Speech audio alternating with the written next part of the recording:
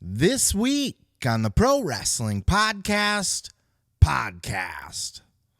CM Punk holds a backstage meeting for Collision, taking on the role of the locker room leader. Seth Rollins opens up about the infamous fan attack, the fan that jumped him in the aisle, and Seth Rollins admits to grabbing a handful of nuts.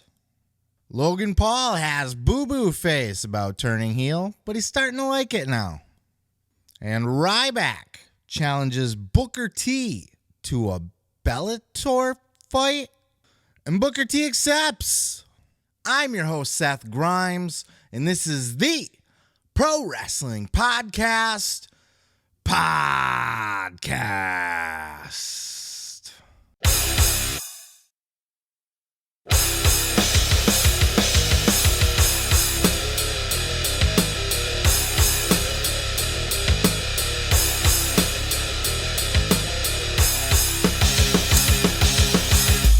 What the fuck is up, everybody, and welcome to another episode of the Pro Wrestling Podcast.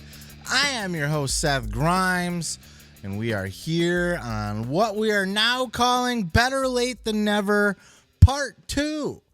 Only this time is not a vain effort to avoid burnout. This was actually my kid's birthday this weekend, and we went out and we celebrated the birthday, did some shopping for presents and that sort of thing, got some cool shit, had a good time, but, it did eat up valuable time that I normally use to work on the pod, but you know what? Kids come first. Birthdays come first, and I could have just waited till next week to make my return, but fuck, I missed this show. So I am back. Better late than never, but I am here, so you can just suck my balls and deal with it. We should be back to normal next week, hopefully, but look, life happens. Who knows? Before we get into it, I recently, I started running this weekend too. So your boy is now an athletic specimen, freak of nature, if you will. So, no, I normally go for a walk, almost every day. I'll go for a walk, couple miles, 3 miles. And I just started running this time, just a little bit, not like the whole time, but I'd try to run for a block, half a block. And then I would just keep going for the full block or into the next block or whatever. And something I kept doing more and more, and it felt fucking amazing. You get that thing they call the runner's high. It's a real thing. And I just, fucking blood gets pumping. It was the shit.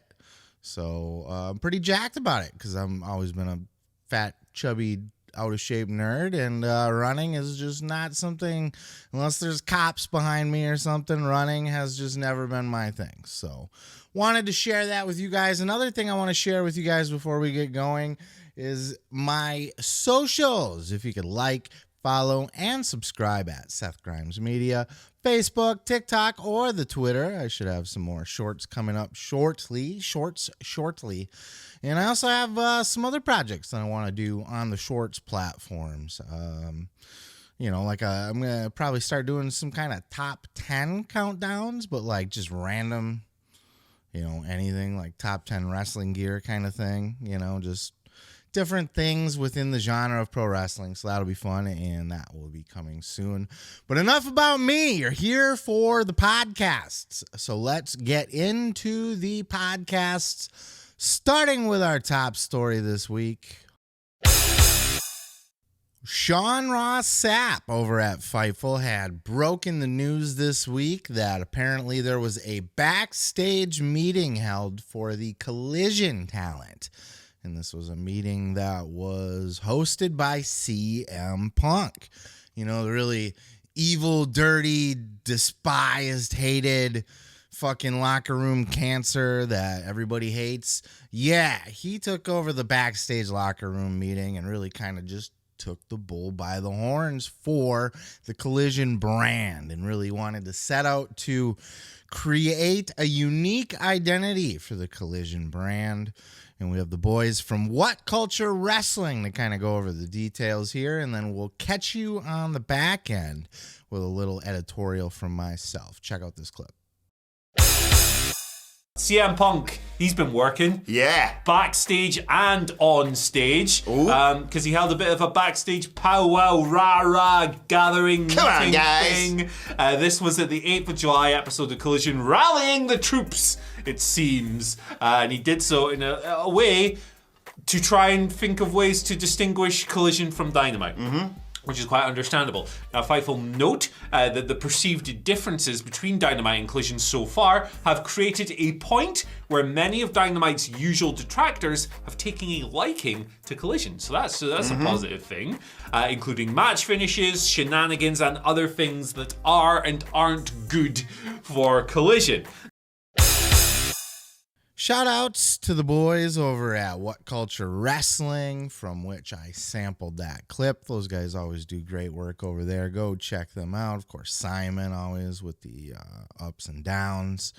Great content over on that channel. Link in the description below. But yeah, CM motherfucking Punk taking the lead of this locker room and really making an effort to set Collision apart from Dynamite. And I really do think that they've succeeded at this for the most part at this point. I mean, Collision does have its own unique look and identity to a certain extent without losing the AEW-ness. You know, it's still very much AEW. Look, one of the first major smart things that they did, when they got a lot of praise for this, was changing the commentary team, and not just changing the commentary team from Dynamite to, like, you know, and add Jim Ross there and whoever the fuck, Paul White.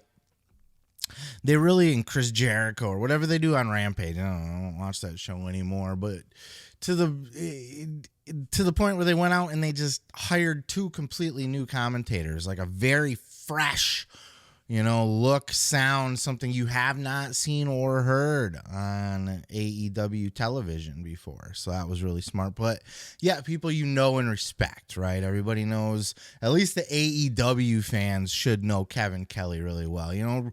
Old school wrestling fans too, because he's from the WWE Attitude Era. And then after he got the boot from WWE or left, I'm not sure. I don't want to accuse him of getting shit canned by the WWE, but that's usually the case, right? He ended up finding himself overseas, over in Japan. And he has been a voice in New Japan for the American television audience for a long time now. And Nigel McGuinness, everybody has a deep respect for this man as well. Most recently doing the commentary for NXT is where people would be familiar with him. But obviously OG wrestling fans will know him as, the wrestler Nigel McGuinness from Ring of Honor. And then, of course, even the Desmond Wolf. I wasn't up on, I knew of Ring of Honor and I watched some stuff, but I wasn't like a diehard Ring of Honor guy or followed all the shit or whatever. And I wasn't familiar. I probably had heard the name Nigel McGuinness, but it wasn't until his TNA run as Desmond Wolf, and he came out with that chick, and he had just this dope, like, kind of cocky entrance music, and he'd walk out just strutting his shit, and the chick would, I think she helped him take his shirt off and stuff like that. And he was just a fucking technician. I loved his swagger to the ring. He really had a character, a presence, a personality, just a cocky fucking, but he could back it up in the ring. Nigel McGuinness, if you're not familiar, is one of the professional wrestling's greatest technicians. When Bryan Danielson says it really could have been a toss-up, it could have been him or Nigel McGuinness, where kind of neck and neck, and could have went either way for either one of them. Nigel had been signed to WWE, or was going to be, but he failed his physical. He had damage in his arm, I believe, that he never really got fixed, and WWE turned him down for it. And isn't there maybe some sort of blood thing going on too? Maybe that was it. Maybe there was a blood gimmick going on with him too. But you know what? We're not going to speculate about people's bloodborne pathogens here on this show, but there was definitely an issue with Nigel preventing him from being a wrestler. But what a fucking talent! What a team they make! And then just moving on, you know, the introduction music. I'm not gonna get thrown off YouTube for that, hopefully. Please, YouTube guys, don't smite me for my sins. It's a great choice of tunes for that, and just, you know, you can definitely see there's a concerted effort into making the matches different too, longer and more less spot festy, which is great because it creates a different tone for Collision. And I think that's one of the things that Punk was touching on was, you know, how to differentiate the Collision brand from Dynamite and the types of matches and spots and shenanigans that you get up to, the backstage stuff. Everything about that presentation is just a little bit more, I don't want to say old school wrestling, but it's a little bit more up like, say, a Jim Cornette's alley, right?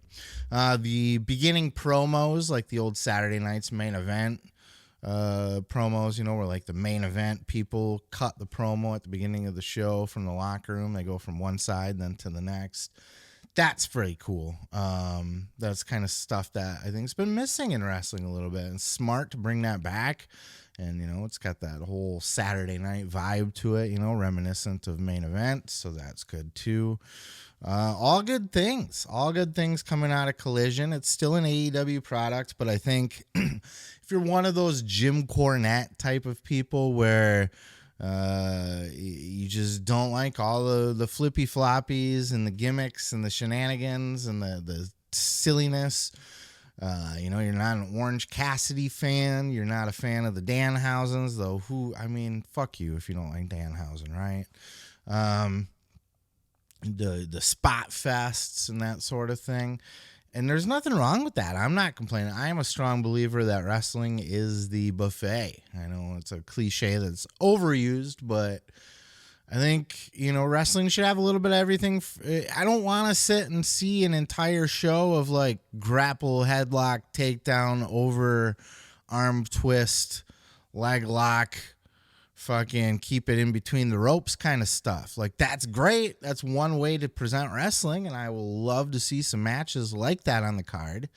But let's switch it up. Let's throw in a fucking silly match with silly leg kicks and fucking shenanigans outside the ring and curses on people just to kind of lighten the mood, right? And then we'll fucking, you know, a little bit of a bloody hardcore table fucking kendo stick spot gimmick match fest. Blah! And then, you know, so on and so forth. The spot monkey flippy divey stuff. Let's do that. Let's throw the Lucha Brothers in the fucking ring with Pac, you know, a death triangle versus the Elite. Bring it. You know, spot fest city. Let's go. But, you know, I do like the old school technical wrestling stuff too. And when you got guys like FTR, for example, on your roster, just putting on bangers of matches and being allowed to do so, it's a beautiful thing. And I like to see that CM Punk is taking the charge. He's the locker room leader. Look, this is his show. This was always his show. This show was created for CM Punk. That was what we were told right from the beginning. Because, you know, the Young Bucks and Kenny Omega are pussies and don't want to work with them. Specifically the Young Bucks, right? I think Kenny said he's willing to do business possibly, or, you know, bury things or whatever. But the Young Bucks are quite pussies and don't want anything to do with Punk. And thus, we have to create a whole another show for the man. And, you know, of course, the network had a hand in that too. But I like that Punk is taking it as his own and really taking that lead. And for those that are unfamiliar, this is not new to CM Punk. He's always been a locker room leader. He was the locker room leader in Ring of Honor. He was like a big figurehead backstage in Ring of Honor. Punk's a very passionate guy, and he cares very much. You know, we hear that a lot. He cares probably too much, and that's why he is so outspoken and bitchy and stuff. You know, if he didn't care and if he was just here for a paycheck, he'd just be like, meh, you know, whatever.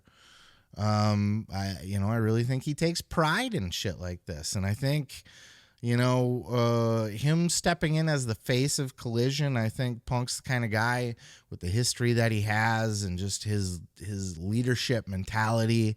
I think he's the kind of guy that will, want to step in and really make that brand his own, put his stamp on it, and do things with it that differentiate.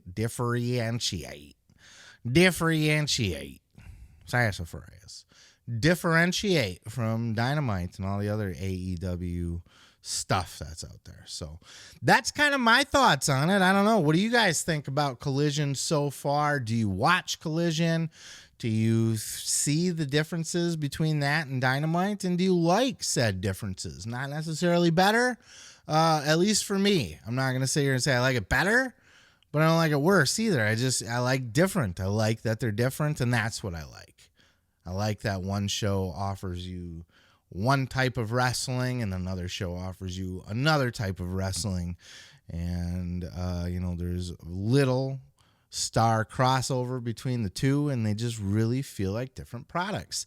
And it's a beautiful thing, and that's how it should be. But you let me know down in the comments below. I'm going to go ahead and move on to the next. I don't mean to do the pinky. It's like broken in the thing. Oh, yeah. Is that it? Or is it? It's this, right? I don't fucking know. I can slap a tornado. I could dry up a sea. Seth freaking Rollins was on the Impulsive podcast with Logan Paul and homies this week, squashing their lingering beef left over from their WrestleMania feud. Of course, this was done in a half-ass kayfabe sort of way, and then they buried the hatchet and moved on to what I thought was a really good interview with Seth Rollins. Seth was very open and honest about a lot of things. This was the interview where a lot of and I didn't pick this story because a lot of other people are running with it, that Seth is, talked about it. He's got a lot of injuries going on. He's got some neck issues. He's got some shit going on. And he's just doing the whole wrestler thing where you just tough it out and put it off because you don't want to lose your spot. You don't want to miss your fucking run. You don't want to leave the company hanging, right? Seth Rollins is a top guy in the business right now. He's in a great spot. Not the top guy, a top guy in the business right now. He's the world's heavyweight champion, for fuck's sake, right? And so he doesn't want to step down and get the surgeries right now. He's putting them off, and this is something that wrestlers tend to do. So that's something that made news and became a really big story this week. But it was in this clip here that I don't hear as many people talking about. Seth talked about the infamous attack where the fan ran down the aisle and fucking gave him the Goldberg spear in the aisle, and they fucking had a little tiff there. And Seth Rollins opens up about the details about this incident from his end, and then gives us a little insight that he hadn't talked about before about how he was able to take care of the situation, if you know what I'm saying. Check out this clip. You had an experience. Oh, yeah. Where a large fan Yes, he did. came sprinting at full speed and knocked you down while you were going backstage. Me. Just barreled me, man. What was that? Dude, so first of all, this guy, I want to preface it by saying when I found out about everything, I felt very bad for this guy. This guy, there's some mental disability going on there. His connection from reality is not all there. He was catfished online by somebody pretending to be me, I believe. What? Yep. Oh, no. There was some amount of money exchanged for whatever he was, being asked for. And this is not a new phenomenon. Like that people will do this with, it happens a lot with our girls, right? So people will catfish as our female superstars. And basically this guy had been catfished by somebody pretending to be me, asking for money for whatever crises they were going through. And this guy had given him some money, and he had reached his breaking point. So we're in Brooklyn, and he jumps. I finished a match with Finn Balor, and I'm coming to the back, and I'm walking up the ramp like I always do, and our floor camera there in the aisle is named Stewie, and he's just following me like he always does. And then like it happened instantly to me, like because I'm not even thinking like, oh, somebody's gonna come out of the audience, I should be ready for this, you know. That's what we have security for, that's what the building security's for. And you just don't think that's gonna happen, so like your brain is shut off from that part. You're just in the performance. You're like, I'm just talking to Stewie, I'm just, you know, talking shit, just doing my thing. I was a bad guy at the time, so I'm just dancing around doing my weird Seth Rollins stuff. But the next thing I know, he's cutting the corner and just zips right by Stewie and just straight football tackles me, form tackles me right there on the ramp. And it was terrifying because I was, like I said, I'm not prepared. So my instinct was to just try to get a hold of his head. And he's kind of like clawing at me. Like he didn't have any weapons. Thank God. He had nothing on him, you know. Security jumped quick. Our referee actually jumped quick. Everybody was trying to get him off, but he had like a hold of my hair.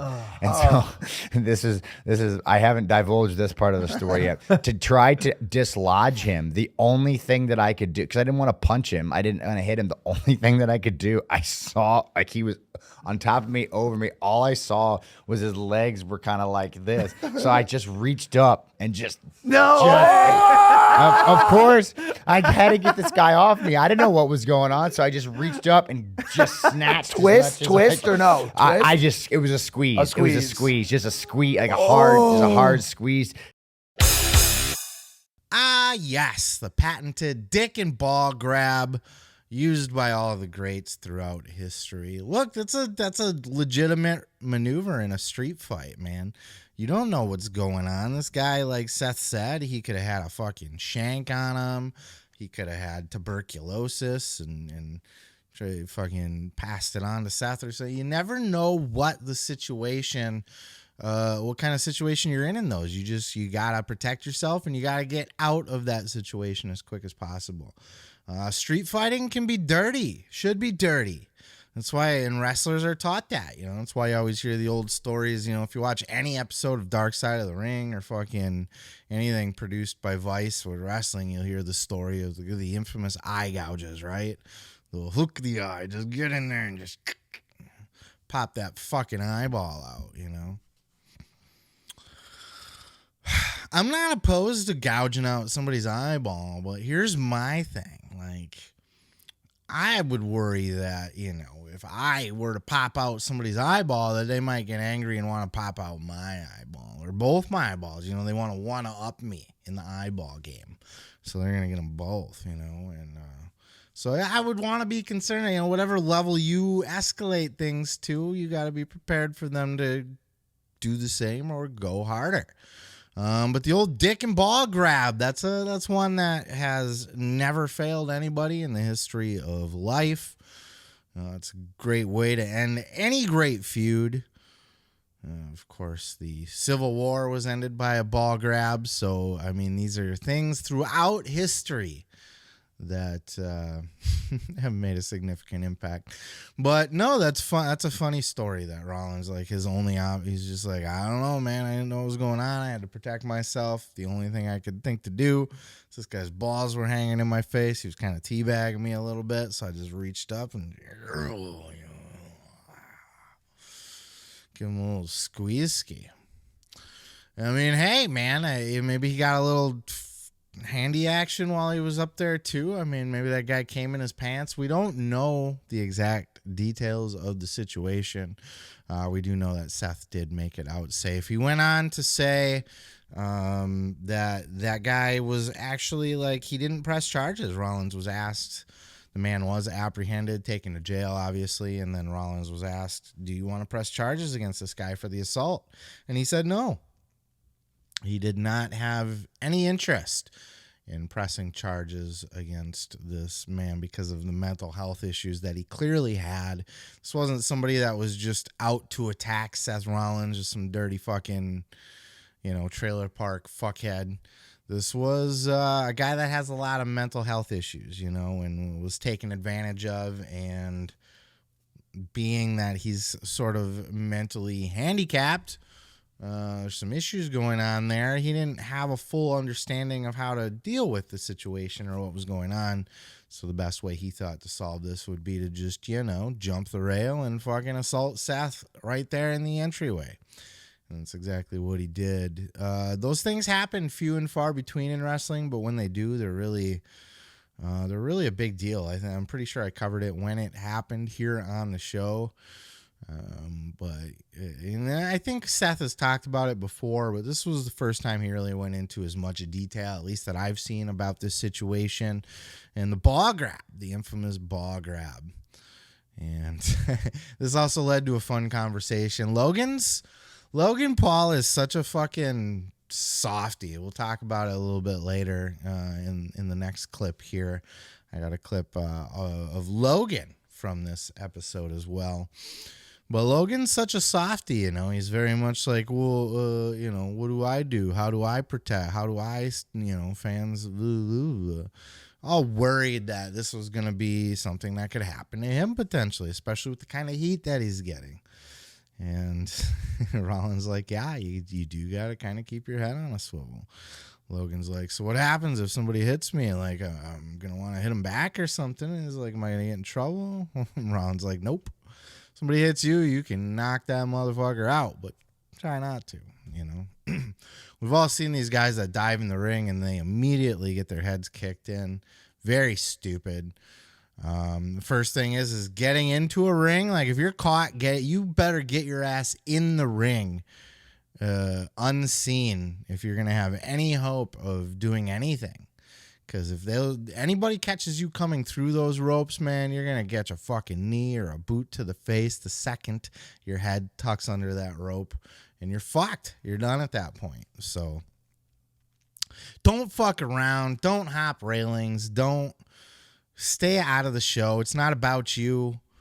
And look, nobody's trying to get you to give them money for their grandma, okay?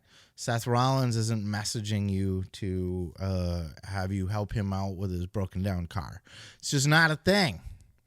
So be aware of shit like that, because it does happen a lot, especially like Rollins had mentioned that it happens with the women, and he told a story that Becky had similar, with just a crazy fan being catfished and somebody thinking that, they were talking to Becky Lynch, who needed help, needed money, send it now in the form of gift cards.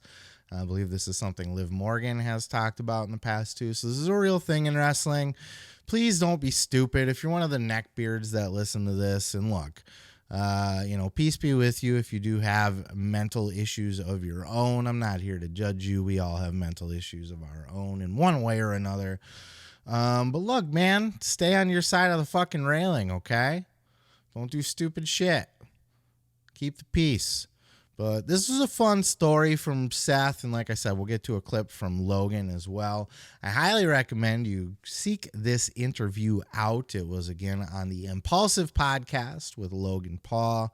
Logan Paul's podcast he does with his homies, and he often has a lot of wrestlers. At this point, there's a good little back catalog you could go into and watch other wrestling interviews. Cody Rhodes was on there, and fucking Triple H was on there, and Rey Mysterio was on there, and lots of good stuff for you to dive back in and check out. So I recommend that.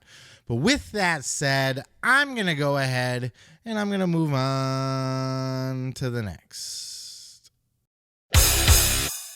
Well, everybody's second favorite celebrity wrestler, Logan Paul, was on his own Impulsive podcast, having a good little chat-ski with Seth Rollins this week.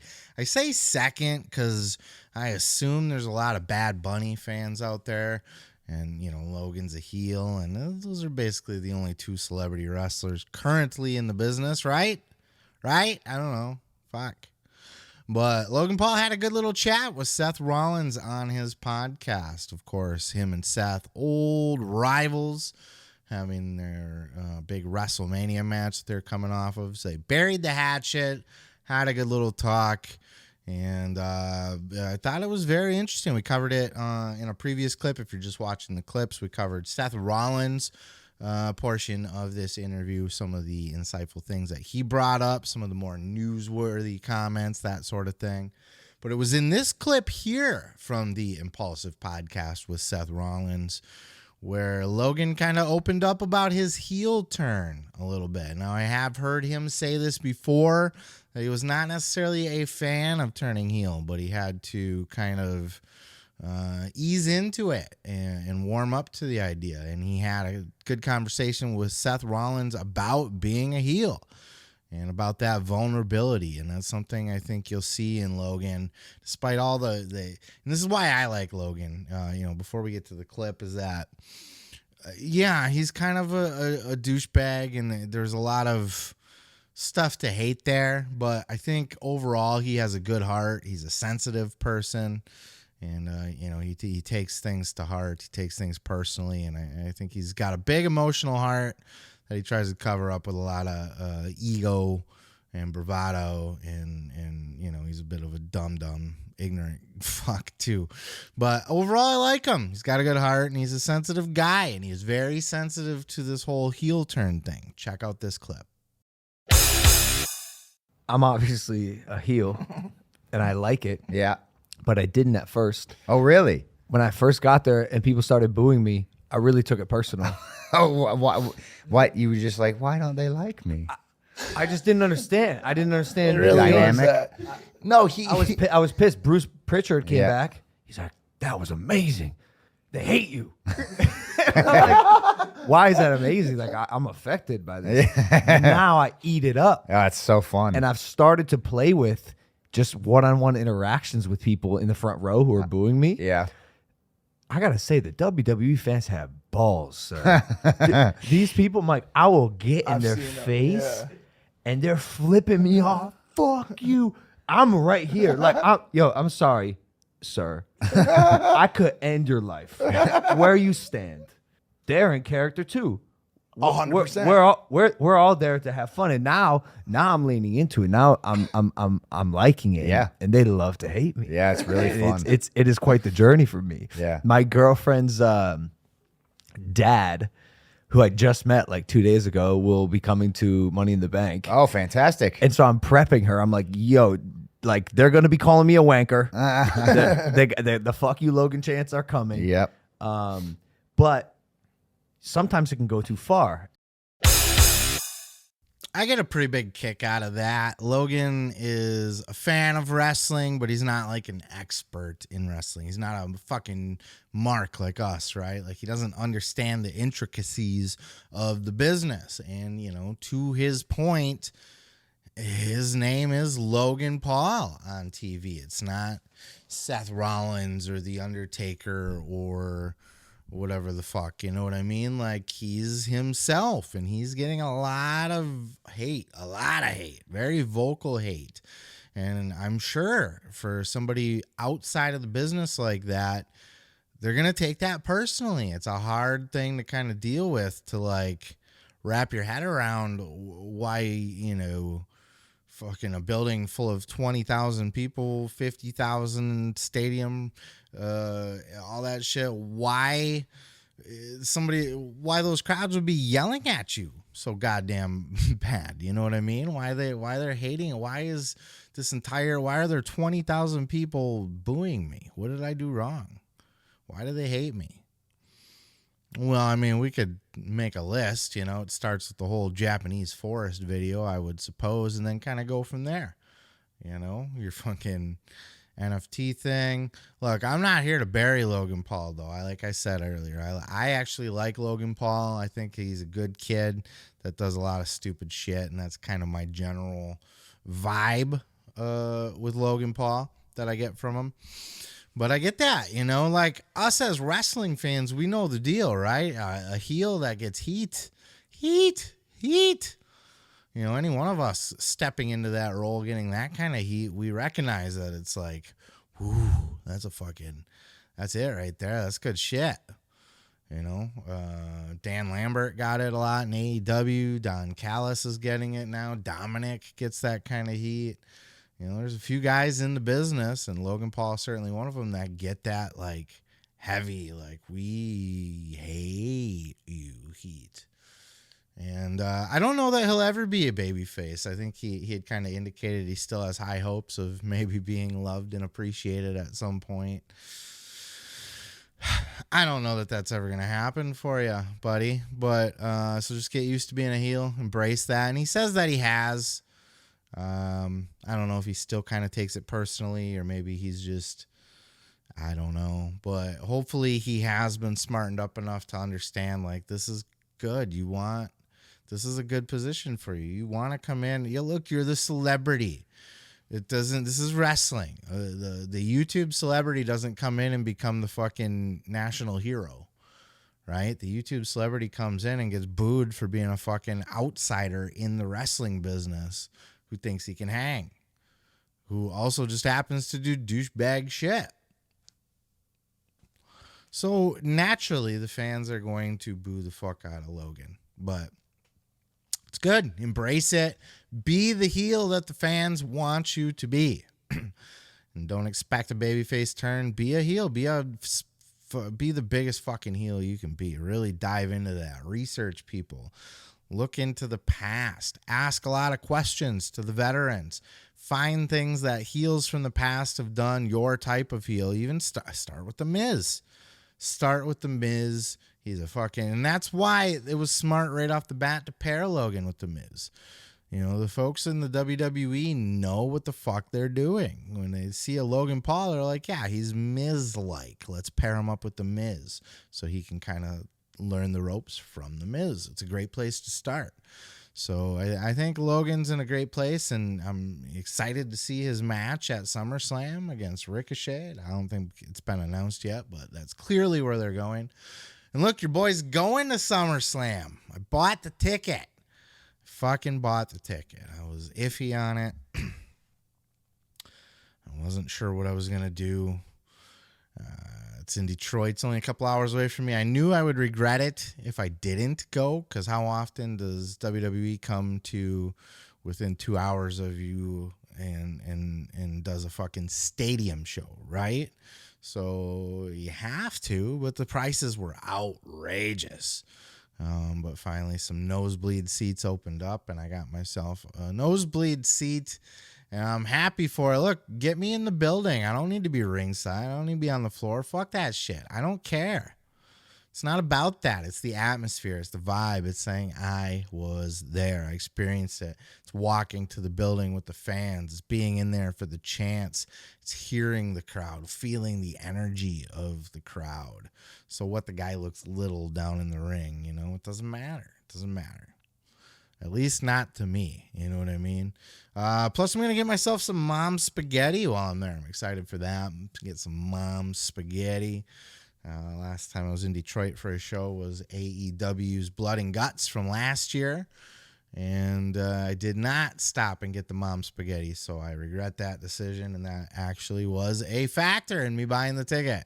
Look, man, WWE's going to be doing a major show in a stadium right near you. And you can get some mom spaghetti while you're there. Thinking about checking out the Sam Roberts show, too. He's doing a little thing beforehand. But, you know, look, I'm not trying to break the bank either. So I got to pick and choose my spots, but I'm excited for that. And I'll be there to see Logan Paul get his face kicked in by Ricochet. Look, Logan's probably going to win that one, as a matter of fact, because he's taken some L's recently, and Ricochet is not high up on the fucking ladder at all. It's a fucking low bar for a Logan Paul. You know, you want to elevate him a little bit higher than that. So interested to see it. What are your thoughts? What are your thoughts on Logan in general? How do you think he's doing as a heel at this point? And are you excited to see what kind of matches he can have going forward? I think he's proven himself to be more than exceptional in the ring. And even though it is a paint by numbers scenario and he's kind of being walked through all this stuff, to me, it doesn't matter. The match speaks for itself. Look, Ricky the Dragon Steamboat and Macho Man Randy Savage did a paint by numbers at WrestleMania 3, and it has gone down to this day, lives as one of, 30, over 30 years later. God, we're going on, we're closer to 40 years later than we were from 30 almost, it seems. And We're closer to 40 years removed from that match, and it's still remembered to this day, talked about to this day as one of the greatest of all time. So don't give me that paint by numbers shit. Fuck you. A match is a match is a match.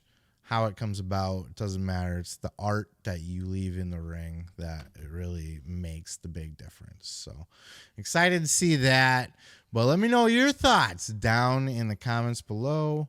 And I'm going to go ahead and I'm going to move on to the next motherfucker. Bro. Vince Russo was on the Insight with Chris Van Vliet podcast this week. And a hell of an interview, actually. I'm just going to go ahead and recommend this one right off the bat. Vince Russo gets a lot of hate, but he certainly has a lot of opinions, a lot of insight, never shy to give his opinion, and never at a loss for words is Mr. Russo.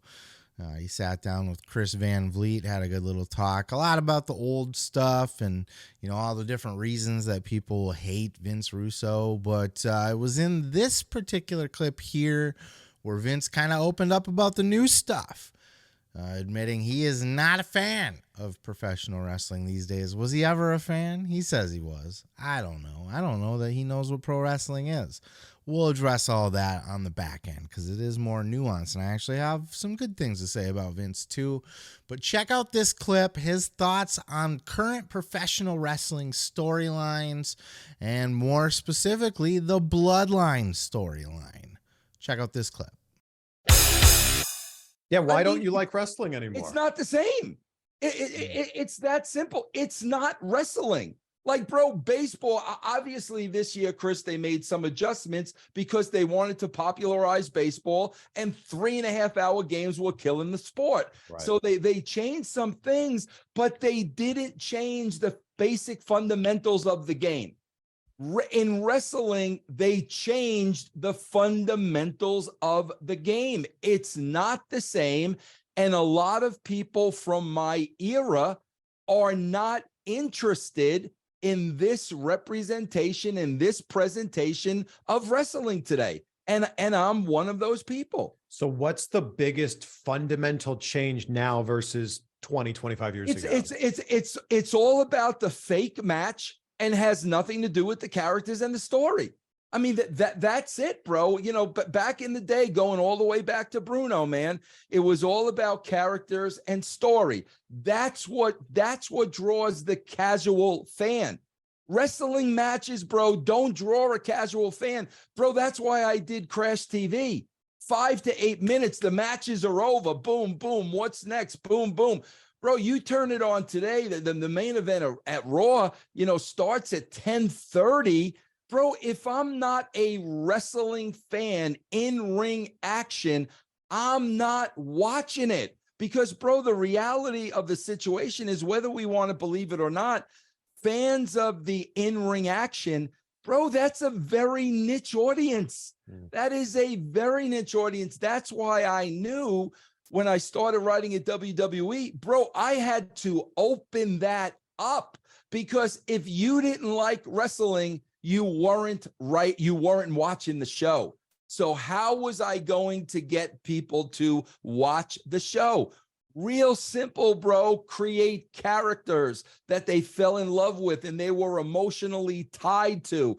And then give those characters story, because now you got them hooked. Now they got to tune in every week. Bro, all that is gone. It is non-existent. The Bloodline has been a fantastic storyline. Come on, Vince. Bro, I don't watch SmackDown. And I will say this, Chris, but I will say this. I'm sorry. I think Roman Reigns is great. I think the Usos, I think everybody's great. But Chris, I also think the bar has been so freaking lowered that when you do have a storyline and it's the only one they have, it's the greatest thing you've ever seen. Bro, listen, I know I'm in the minority. Like I said, man, I'm a big fan of Roman Reigns, like the Usos. Bro, I'm sorry. The Bloodline, I've seen this play out a billion times before. You know, Sopranos, Godfather. I mean, you name it. So that listen, I know I'm the minority, and that's fine, but I refuse to lower the bar, man. Look, bro, wrestling needs to tell stories, bro. Nobody cares about the wrestling in the wrestling, bro. He's completely wrong and not wrong, both at the same time. Let's unpack this a little bit. So, it's called wrestling. It's wrestling. Even the WWE is called sports entertainment, right? So but it's still wrestling, world wrestling entertainment. Like, wrestling needs to be a big part of this. And at least for me, maybe I'm one of those minority people. I like a good in-ring wrestling match. I love a banger. I want to see a good banger. I don't mind a big half-hour main event match. I don't mind guys fucking leaving it all hang out in the ring, all the different twists and turns.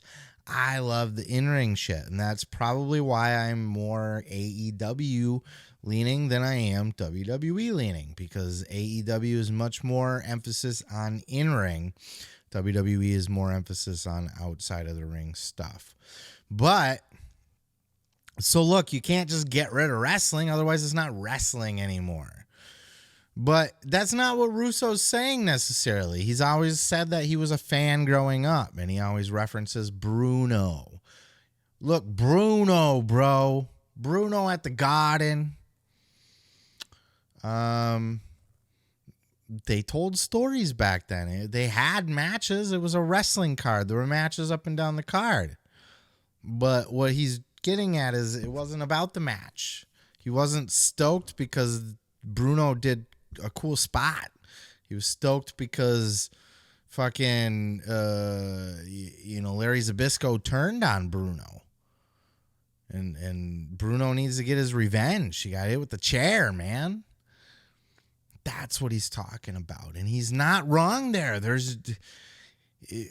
Russo's a lot smarter of a guy than people give him credit for.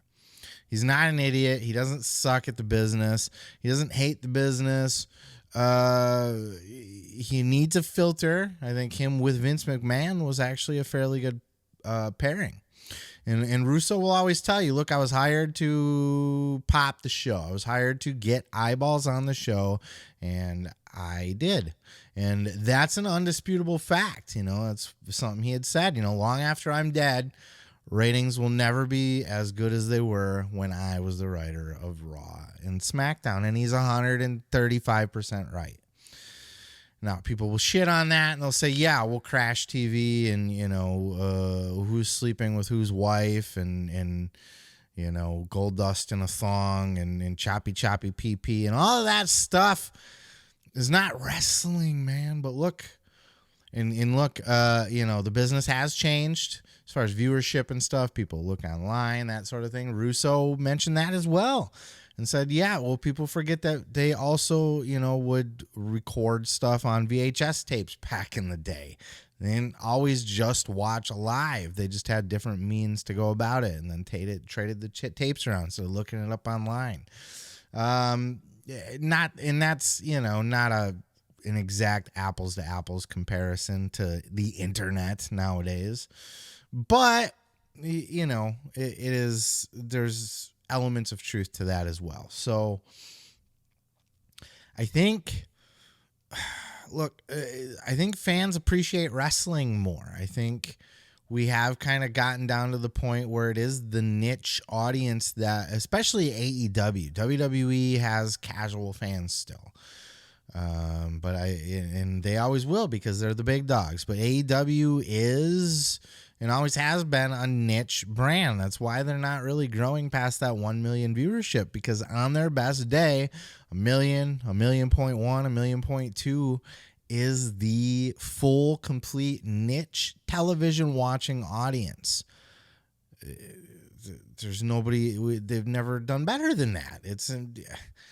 And if it was like, the first episode or something, or CM Punk's return or whatever, something that was going to draw in the casual viewer or the curious WWE guy or something. But for the most part, those are the people that are there to watch wrestling. Everybody else added on top of that are people that are brought in by whatever stories being told, whatever angle, whatever gimmick, character, all the side shit, all the stuff you paint around the matches in the ring. Don't get rid of the matches. You have to emphasize the stories. WWE's doing a great job of that right now with the Bloodline. Man, they're telling such a fucking brilliant story. Now the tribal fucking warfare and all of that. It just keeps going, It's and Russo had kind of mentioned, like, look, the bar is just low, not knocking the Usos or Roman Reigns, but I think people care nowadays just because people are so high on it because they don't see shit like that anymore. There's certainly something to that. I think that's wrong overall. I think the Bloodline is fantastic storytelling. I think it's storytelling at its finest. The nuances, the looks on people's faces. Russo flat out admitted he doesn't watch SmackDown, so he's not actually watching the show. So he doesn't have an educated opinion on this. He's just saying in general, oh yeah, it seems to be getting a lot of buzz. Well, that's probably because they just never do storylines, and this is a storyline. MJF and Adam Cole, to be fair, over in AEW seem to have some fucking gold that they're working on right now. CM Punk's trying to tell something with Ricky Starks. Tell more stories. That's the bottom line of this. That's the moral of all this. And that's why I think Vince Russo is a good guy to have on your team. Like, if I'm going to build like an all-star writing team, you want a Jim Cornette on there and you want a Vince Russo on there, and you want those contrasting ideas. If you just listen to Cornette, you're going to look like a fucking early 80s, late 70s, smoky, dimly lit sportatorium fucking wrestling with the woolly tights with no color or anything like that. But then on the reverse side, if you just let Vince Russo run wild, then we're chopping off people's dicks and sleeping with each other's wives and giving birth to hands and all this insane shit that we all remember from the Attitude Era. And there's a happy medium, in my opinion. There's a balance. Russo has that creative mind. You just have to be able to look at it and be like, no, that's too much, or let's tweak that a little bit, or whoever paired Russo and Cornette together, and they did it in TNA for sure. I think WWE, did it for a while too before Cornette had enough, or Russo just kind of took over the full creative. But it's a smart pairing because they are such different contrasts. You want both of those opinions, and then you want to decide from there. You want to, just as the decider, the final say, take a little from him, take a little from him. I think Russo doesn't get the credit he deserves. I'm not going to suck his dick or anything because he's certainly done some horrific stuff in wrestling. But overall, he always sought to be a creative in wrestling. He always sought to think outside the box, to draw in outside viewers, and to try different things. And I don't think he hates wrestling. People give him that. And I don't think he wants to get rid of the wrestling from the wrestling. It's not what's drawing in all the extra eyes. I mean, I think it's clear as day, and you can argue with me, and I welcome it down in the comments below. If you've got a different take on this, I'd love to hear it. But I think it's kind of clear as day that the AEW viewing audience is the wrestling viewing audience. These are the guys that are into banger matches in the ring. These are the people that's the dicks are going to get hard for like a Zack Sabre Jr. versus Bryan Danielson. They're going to go, ooh, that's a fucking...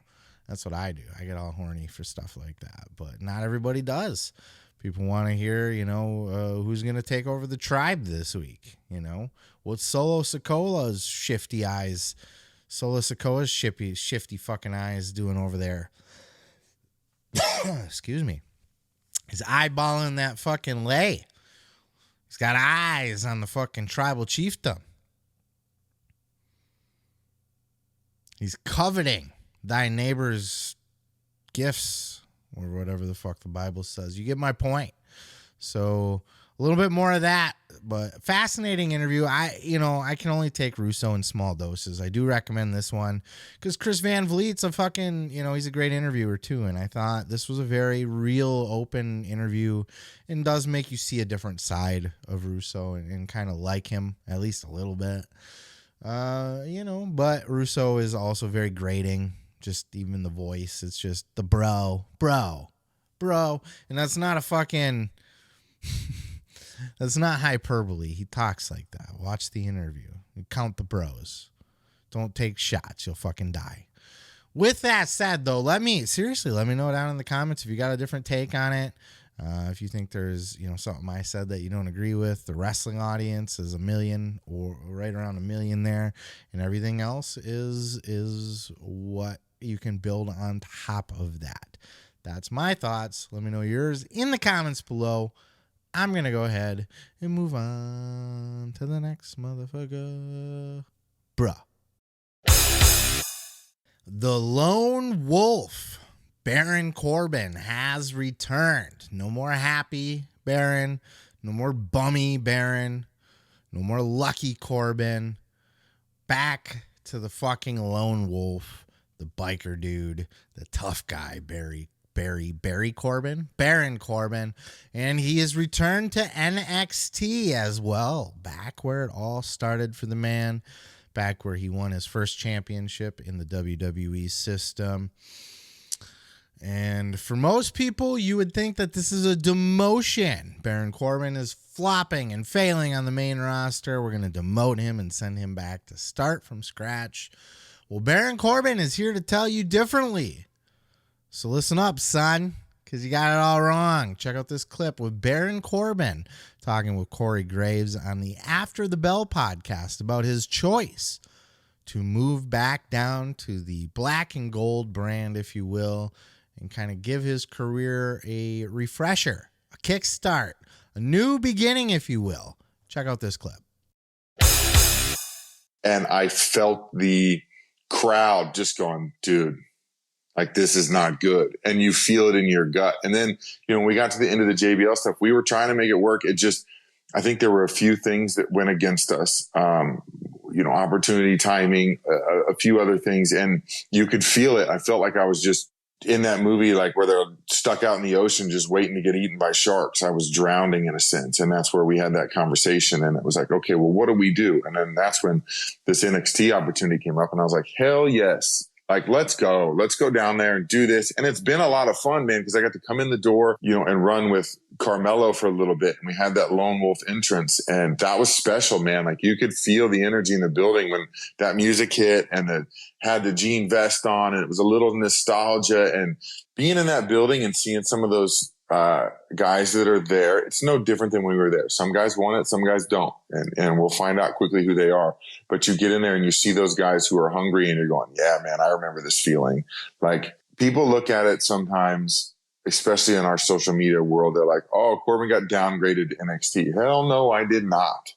Like, I did choose to go there. Like, I could have said, no, I'm not. I want to stay on SmackDown. And I could be in the middle doing nothing.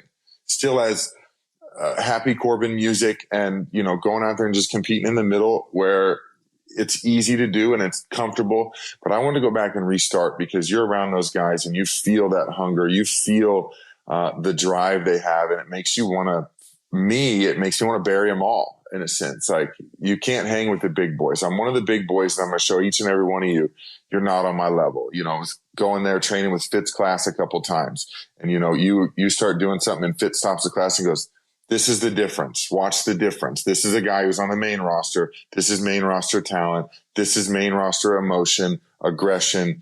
And you want to separate yourself from them and make doubters out of them, if you will, a few of them. I wanted, Carmelo, when I got into the ring with him, I wanted him to go, man, do I have the ability to, hang on the main roster?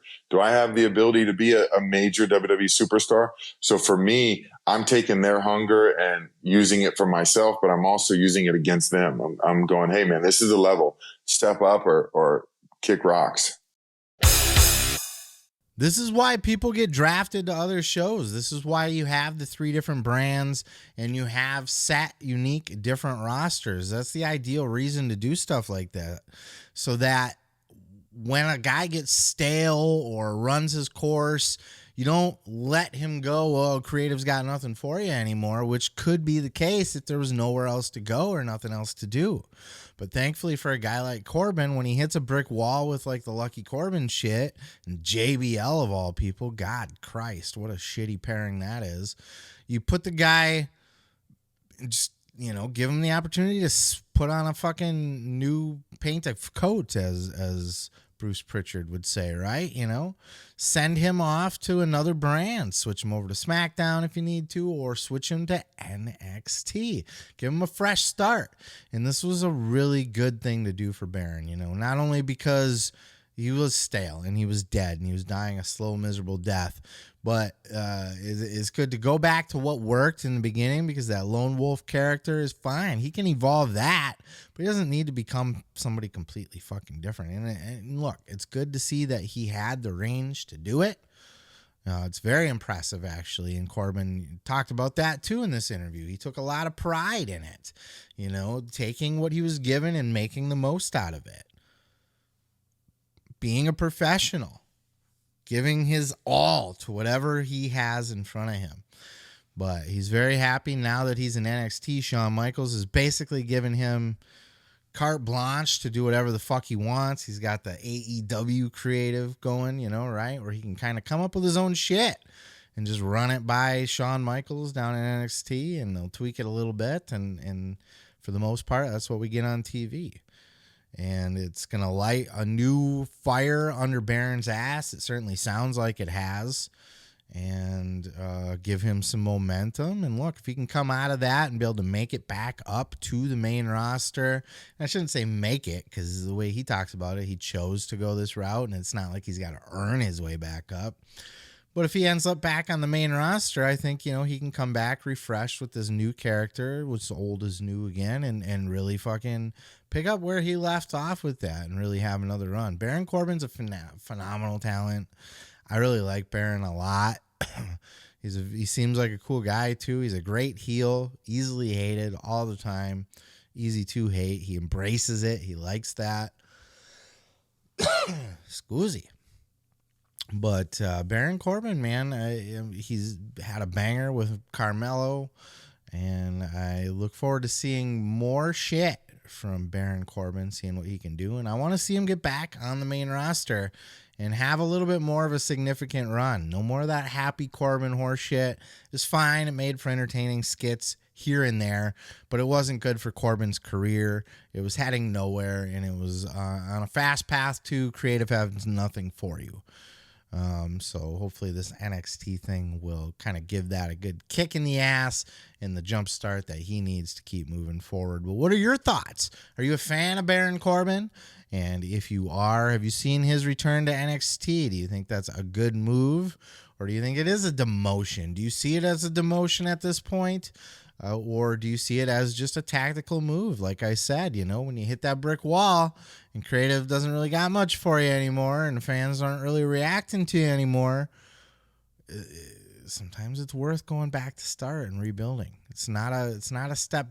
It's okay to take one step back to take 2 or 3 forward. And I think that's kind of the idea behind this. But let me know your thoughts down in the comments below. I'm going to go ahead and move on to the next. Well, Conrad Thompson and Bruce Pritchard got into the Great American Bash this week on Something to Wrestle. I believe 2008 it was. And part of this conversation, I always get into the build up, you know, what led up to this event, all the stuff around the event, so to speak. And one of the big things around this particular event was the draft that happened back then. And some of these drafts have been lackluster over the years, and some of them have been kind of monumental at times. But I think the most memorable WWE draft Certainly, in my opinion, it is. And Conrad had said, the most infamous, a draft that will live in infamy. It was the moment that Jim Ross was drafted on live TV to SmackDown. This was a policy that WWE had, especially Vince. I think got a kick out of this was to draft people live, like not tell them. You don't get a heads up. You just go. Maybe I believe like a Triple H got a heads up because family, you get the AE as a little family AE or whatever. Maybe your top stars, if you're going to draft The Undertaker or something, maybe it's a good idea to let him know, John Cena, that kind of thing. But beyond that, get that live reaction. I'm okay with that. And that was supposedly the point behind it, but Conrad had a little bit of a pushback.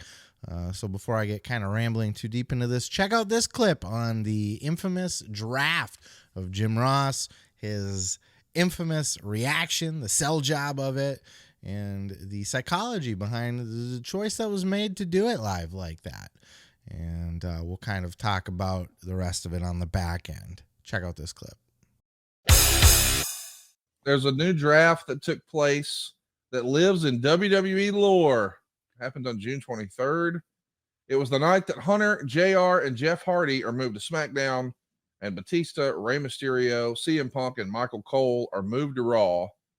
Now, of course, the story that we hear is that boy, JR was none too happy about this. What do you remember about old JR changing the color of his jersey from red to blue? Hey, God damn, Conrad, you're on one show and you're on the premier show because you're the premier play-by-play guy. And then they just draft you. They don't tell you. For all my years, my tenure in the company, and then they draft me without telling me. We didn't tell anybody. And, wanted a genuine reaction, which we got. I ain't happy about this, by God. I'm going to talk to somebody later on. So JR was none too happy. But, it's, again, you get the real emotion. You get, and it's not a rib. It's nothing else. It's actually just something to get a true passionate emotion from someone versus a phony. Well, here comes SmackDown. It's that he doesn't like that sort of thing, though. Is the juice worth the squeeze? Okay, you know what, man? I don't like driving in traffic, but sometimes I have to do it. Right. Is it worth getting a paycheck? Oh, come on. Is that really what we're jumping to? I'm just asking. Well, no. But here's my point. I drive in traffic, so I get to work, so I get a paycheck. Right. You're there doing that. You're a part of the show. And, again, 99% of the talent did not know and got their real reactions to things. I just, the feeling was for the product, literally for the product, that the best reaction with JR is if it's a surprise. So yeah, to finish that thought, I was kind of going into it before the clip, and I figured, I'll just kind of play you the clip and then we can talk about it more. Was that you want those live reactions? It makes for good TV. You want the genuine response, because otherwise people will, you can see through the fake reactions. Oh, well, I guess my number is called then. Have a good one. As Pritchard kind of put it, you want to see the genuine, oh shit, I'm getting drafted. And WWE has continued to do this, even with the NXT call-ups. They did those live, getting those genuine reactions. That's fun. But part of me has to, and you have to too. We all have to kind of acknowledge here that a good part of this is that we just want to see Jim Ross react to this, right? It was absolutely a rib on JR. And you're not going to tell me any goddamn different, because we know that Jim Ross likes to sell things like this, right? Like, he takes things so personally. That's why everybody picks on Jim Ross. Everybody fucks with JR because JR sells it. It's infamously known at this point. That's why Vince always had fun picking on JR, because JR he'd get a reaction out of JR. And that's the whole point, right? A bully likes to get a rise out of you. The bully wants to see that he's gotten a reaction out of you, that he has the ability to impact you, to piss you off, to get under your skin. And the more that you give them that energy, you show that to them, you give them your your reaction, your sell job, the more that they're going to come back and keep poking at you. They knew goddamn well that this was going to piss Jim Ross off, and Conrad tried to argue that, and Bruce, try as he may, and he always does, was like, no, Conrad, and anybody that's never ran a multi-million-dollar business, because he always tries to fall back, why would we make these big decisions that affect millions of dollars just for a rib? You would. Yeah, that's a bullshit lie, because first of all, moving Jim Ross to SmackDown affects nothing in the business. You are not losing 10 cents by making that move. So it is not something that's affecting business in any way. That's a cop-out lie. It's because it's funny to rib JR. That's why it was done. You wanted that reaction. You knew he'd get pissed, and you did it on purpose. And just admit it. Just say, yeah, Jim Ross is fun to fuck with because he sells it. Pritchard, I believe, has said as much before, that JR always has a fucking reaction. Don't sell it, and you're not going to get picked on. But, he's very sensitive. He gets pissed off easy. You can see it when he does his podcast with Conrad. He'll be asked, how's the weather going out today? And he'll be like, well, Conrad, it's very sunny. Some of the internet fans will say it's kind of cloudy out there. It's probably going to rain or something. Can't fucking help themselves. Everybody's got an opinion. Like, how was the weather? It was all I asked you. I didn't ask, how the internet fans pissed you off today. But he'll go off on these rants and these sidebar tangents, and it's great. Everybody loves Red Ass JR. It's fun. It makes for good TV. Conrad seems to get a kick out of it. Get the blood pressure up in JR, and he gets all crabby, and I can just imagine. There's a fun recent story about covering all the banned moves. We talked about this, last week, the banned moves in AEW and the stuff off the table, and apparently Jim Ross was infamously outspoken about that, saying, oh, stupid. It's fucking stupid. Sassafras. He sells everything. He's great. I love Red Ass JR. It's so fun to listen to him get all hot and bothered. And that's why Vince did it. Vince is a goddamn bully. Vince, he's sitting backstage going, ha, ha, that's good shit. JR's about ready to quit on live TV and just pissed and fucking pouty boo-boo face. And oh my God. So fun. It's fun to watch. Of course, Vince. And look, I wouldn't personally do, maybe I would actually do something just to get a reaction out of somebody. But if you don't think Vince is ribbing people for his own entertainment, you are horribly mistaken. Don't believe Bruce Pritchard's, well, we're not going to do a rib with $1 million, but we're not going to be playing with $1 million just to do a rib. Yes, you would. Yes, Vince would. Absolutely, Vince would. Abso-fucking-lutely. Polka dots. That's something he talks about with Dusty all the time. We're not going to rib. We thought we're trying to help his character. Obviously, you've never ran $1 million business. You don't bring somebody in like a Dusty Rhodes and just to bury him. Yes, you do. Yes, you do. Well, fucking don't you lie to me. The polka dots were a rib, and this was a rib. Drafting JR to SmackDown, the most infamous draft in the history of WWE drafts, as a matter of fact. And Jim Ross will talk about it to this day, still being pissed. He learned to cope with it, and over time, things got better. Didn't he get paired with Mick Foley? Wasn't it him and Foley on SmackDown for a little bit? I don't know. Doesn't matter, but I thought that was an interesting little tit for tat back and forth between Conrad and Bruce, and it was worth bringing up. So go check that out. That's from this week's Something to Wrestle podcast. And I'm going to go ahead and I'm just going to move on to the next, I guess. Sassafras. Well, good old Ryback. Ryback rules had another Twitter meltdown this week. Ryback, infamous for his Twitter spats, his Twitter outbursts. He is not afraid to make himself look like a complete and total douchebag out there on the internet. Now, look, I know Ryback has his fans and his supporters.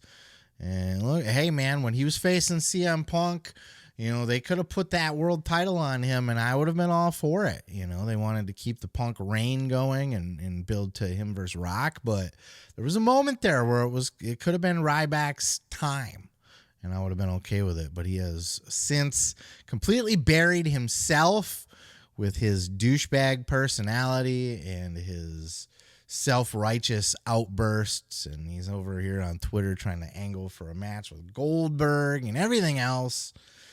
Fucking, the industry, WWE is burying his fucking, they got it out for him, so they're trying to bury his content online.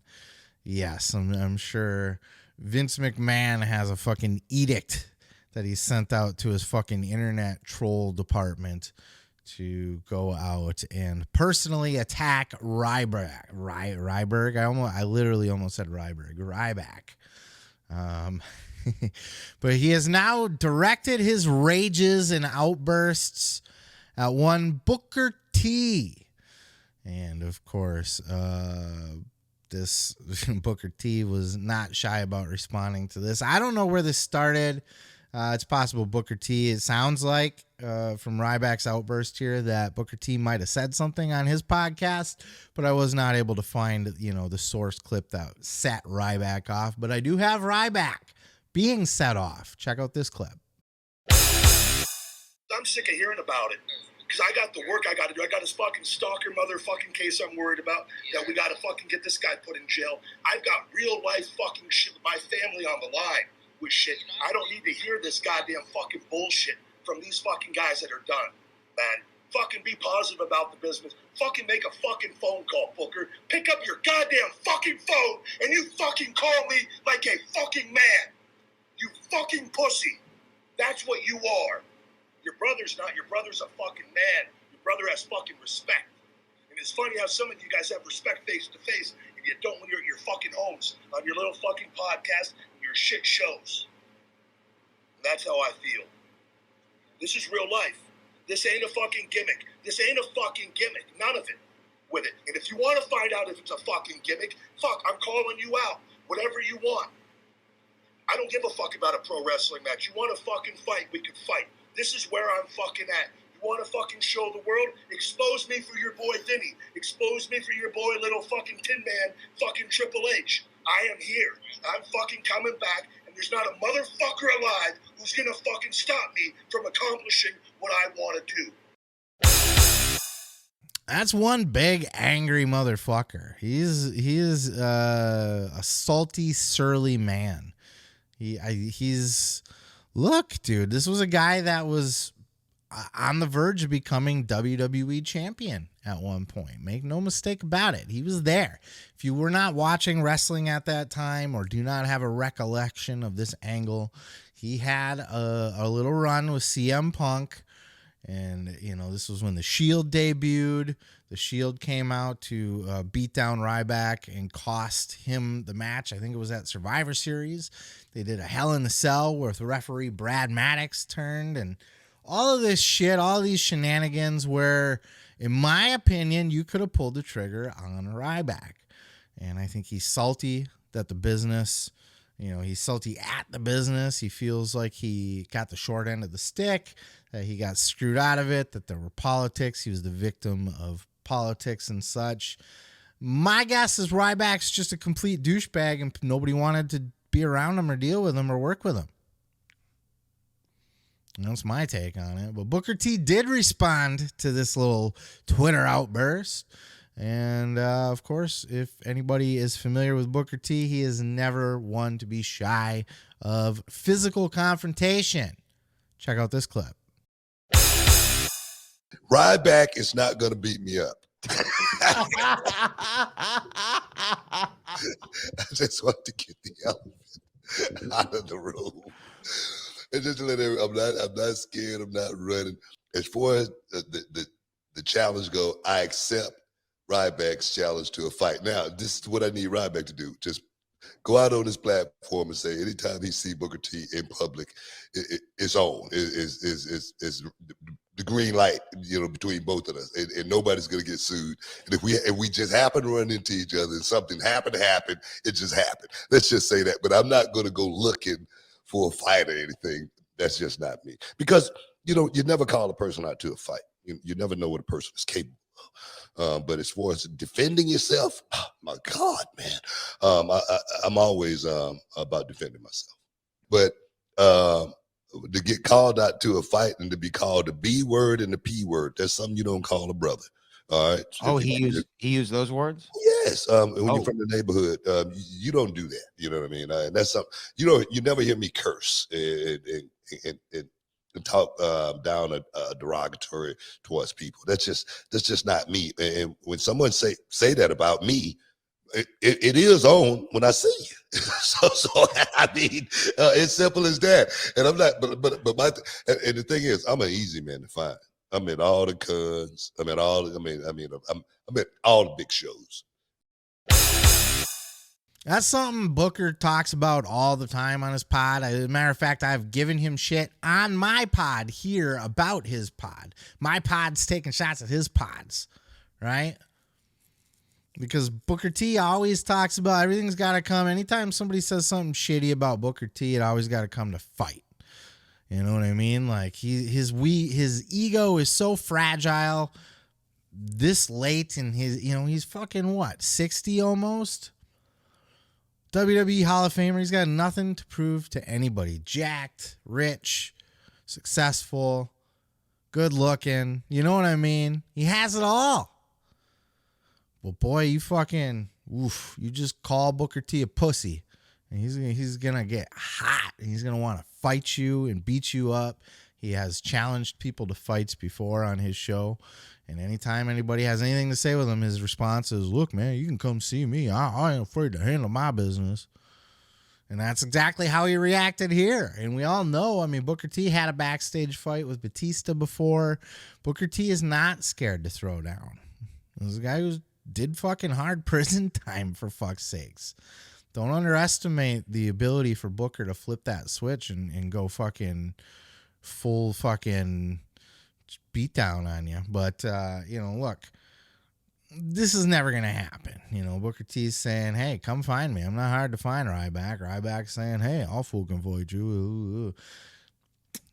Come on, man. You're grown-ups. You're trying to fight each other. This is stupid. It's a bad look for you guys. It's immature. It really is. But look, if they have the fight, I'm game to see it. I'll watch the shit for sure. I'll cover it right here. I would be happier than horse shit to watch Booker T fight Ryback in a fist fight. And look, I don't even know that I know who would win. I think I would put my money on Booker, but look, Ryback's younger, stronger probably, works out. Booker T works out too, but he's older and, has more damage on his body and, more time in the business and such. I'm just saying it's not a foregone conclusion that Ryback will get smoked, but, man, it just, a good old fashioned Twitter beef. They're always, we just talked about this last week. We got a good old Twitter beef with Matt Hardy and Jim Cornette and how we haven't had any in a while. And now here we are, Booker T and Ryback going at it.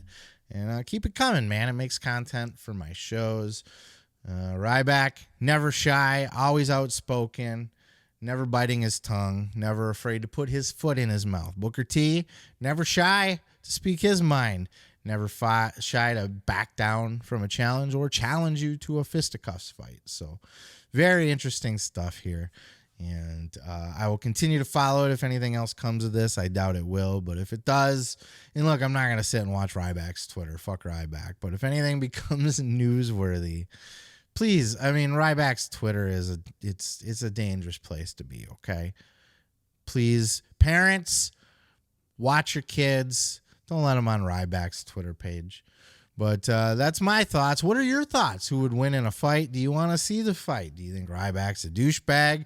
Or are you one of those few rare Ryback fans who are like, yeah, Ryback, kick Booker T's ass. Yeah.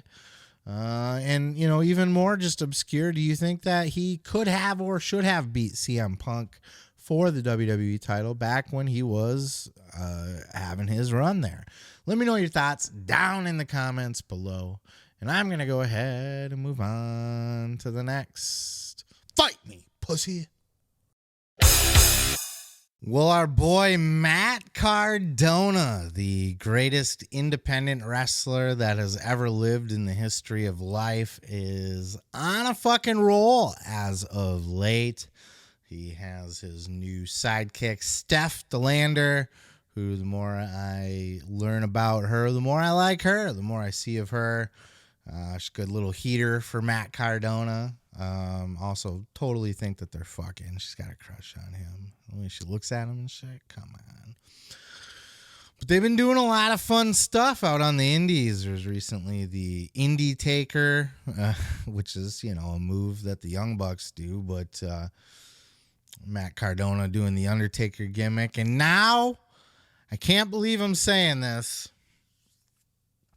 Let's have a look at this picture here. This will tell the tale.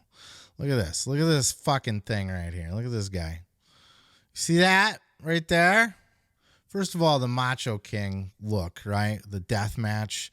I mean, that's total Macho King crown he's got going on there and cape. This fucking guy. Look at this. Watch this watch this man turn around. There's Steph giving him praise. Turns around. Boom. Look at that. See the bling? See that bling bling going on? This fucking guy shows up in DDT Pro Wrestling of all places. I'm scrolling to see if there's another shot. Look at this. Look at this fucking guy. He says, I am one half of the WWE Women's Tag Team Champions. Oh my fucking God. I laughed. I can't tell you how hard I laughed when I first went. It's the most brilliant fucking thing I have ever seen, especially because he's a belt collector right now, right? So just the fact that he's laying claim to being one half of the WWE Women's Tag Team Champions, then he carries the belt with him. I don't even know if he's legally allowed to do that. It could be a replica. I don't know if he even has the actual physical. You know, was Chelsea home? Doesn't she got to be on the road? Was Matt able to take the physical actual belt to Japan with him? Oh boy. There's got to be like a fucking cease and desist in there at some point, right? Is this going to get Chelsea heat? This was the greatest fucking thing I've seen all week. I laughed so hard at this. One half of the women's tag team champions. Just taking absolute credit for Chelsea's tag team title win. Showing it off, carrying it with him, bragging about it, adding it to his belt collection. This fucking guy, I'll tell you, he's so brilliant. Matt Cardona is on such a roll right now. He is absolutely doing indie wrestling better than probably anybody ever has. He's taken what the Young Bucks did and fucking amplified it to the nth degree, right? Matt Cardona is a fucking beast out there. He's doing all the big indie promotions constantly. He is a mainstay in all of the top indies. He's a championship holder in most of these top indies. He's bringing people up with him. The Steph DeLander. Look, apparently she was signed to WWE for a cup of coffee. I have never seen or heard of her in my life. I may have, but she was so insignificant in whatever role she had that I just didn't know of her till now. But she is becoming a megastar in her own right. And trust me when I say she's going to end up with a fat contract after all this is said and done too. I'd like to see Matt end up back in WWE at some point, or AEW. WWE I think would be fun as Matt Cardona.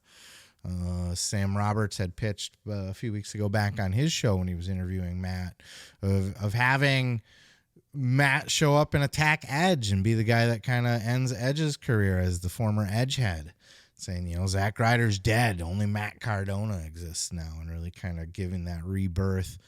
Something like that would be dope. Matt Cardona's a hell of a talent. He's in the prime of his career right now. I don't think he's in any hurry to go to WWE or anywhere because he's making so much goddamn money on the indies, on his own schedule, under his own rules. It's a beautiful thing. The indies are thriving right now. Wrestling is thriving right now. And Matt Cardona is the symbol of that. If you're not up on what this guy's out there doing, everything he does, it's a photo opportunity. It's a video opportunity. It's a reason to get attention. Nobody gives a fuck about this DDT Pro show. But what can we do to make people give a fuck about it? I don't know. Let's bring the Chelsea's women's tag team WWE women's tag team champions to this random ass independent Japanese fucking indie show. It's brilliant. It's absolutely brilliant. This fucking guy, I'll tell you, Matt Cardona, I salute you, sir. Let me know your thoughts down in the comments below.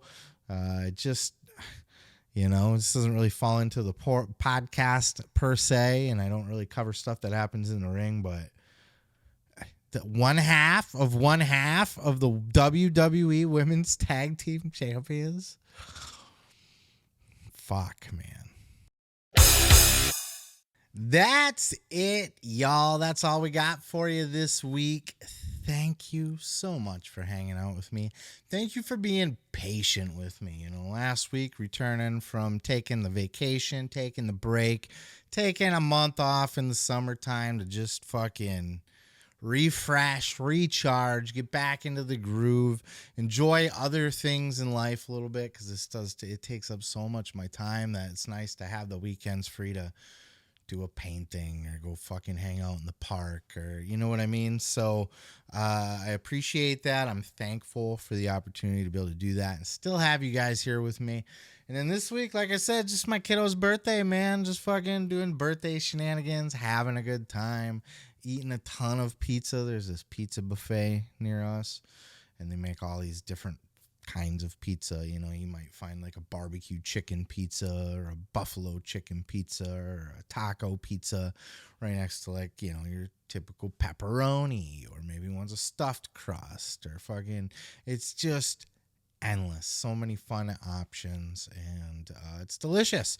So we did that, watched movies, bought a bunch of shit, went shopping. So I bought stuff for myself I shouldn't have spent money on, but I needed to, because fucking whatever. And of course, like I said, I bought myself a ticket to SummerSlam. And of course, I will be doing a review of SummerSlam, an in-person, the whole breakdown. As you guys know, if you followed the channel for a while, when I do go to a live event, I do like to sit down and kind of tell the story from leaving my house to back home. You know what I mean? The whole experience, not just the show, but the fans, the interactions, the building, the atmosphere, the vibe, all of it. So that's what I'm excited to do for SummerSlam. It will be a good time. I'll get the mom spaghetti and the tum tum. I'll give you a little review of that too. But that's it. That's where we'll leave you. Hopefully everything should be back to normal next week. But look, man, be flexible with me, all right? I'm one guy. I'm doing my thing. And I'm just going to keep cranking out these pods for you. So it's a day late and a dollar short. I mean, it happens from time to time. But forgive me. Appreciate you so much. Peace, love, and pizza. I am your boy, Seth Grimes. Don't forget to like, follow, and subscribe at Seth Grimes Media. Facebook, TikTok, or Twitter. And the book. Got the book, the hardcover now. The Gathering, A Bold Journey into the Belly of the Juggalo Underworld. It's got a 4.5-star rating on Amazon and a 5-star rating on Audible. The fuck are you waiting for? Go check it out. It is the shit. Links all down in the description below. And this has been the Pro Wrestling Podcast. Podcast.